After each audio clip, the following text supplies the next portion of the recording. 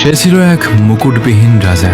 হাজারো আঘাত আর ইনজুরির পরেও বারবার ফিরে এসেছিল আমাদের জন্য। আমার শৈশব শুরু হয়েছিল তার জাদুকরী স্কিল দেখে।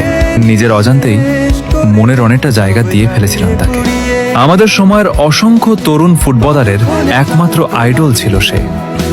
সে কখনো হার মানতে শেখেনি, শেষ নিঃশ্বাস পর্যন্ত লড়াই করে গেছে। তার একটাই স্বপ্ন ছিল একবার বিশ্বকাপ ট্রফিটা ছুঁয়ে দেখা, কিন্তু ভাগ্য তাকে কখনো বিশ্বকাপের ফাইনালও খেলতে দিল না। বড় ইনজুরির পর আমরা 3 বছর শুধু তার ফেরার অপেক্ষায় ছিলাম। তারপর এলো 2026 বিশ্বকাপ, আবারও ফিরেছিল আমাদের জন্য। অথচ পুরো বিশ্বকাপে তাকে মাত্র 38 মিনিট খেলতে দেখতে পেরেছিলাম। তারপর এলো সেই কালো রাত। জাতীয় দলের জার্সিকে বিদায় জানালো আমাদের বস।